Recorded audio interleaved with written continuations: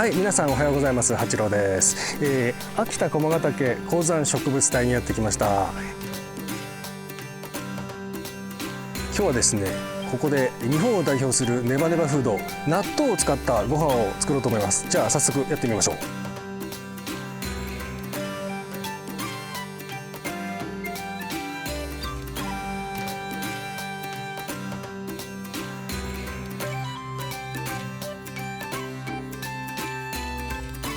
下手だ。アボカドのことを何も分かってない。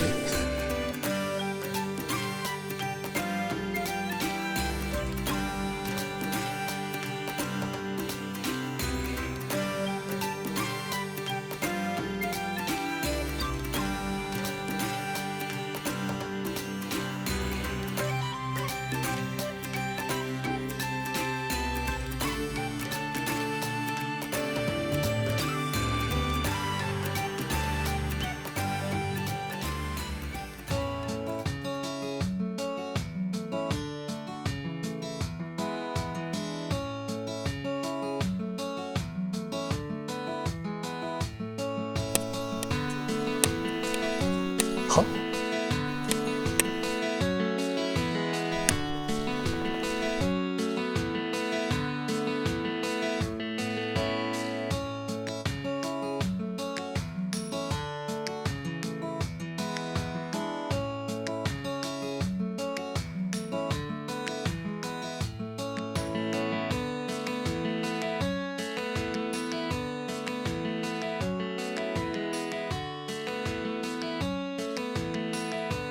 これで納豆とろろオクラアボカド卵ご飯の完成です。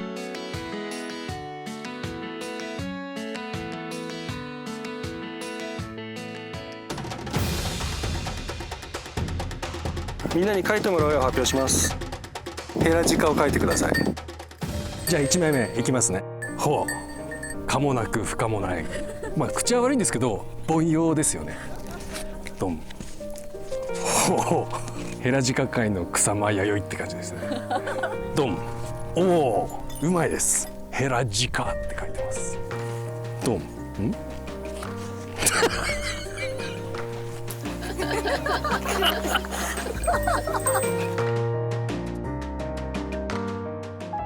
いただきます。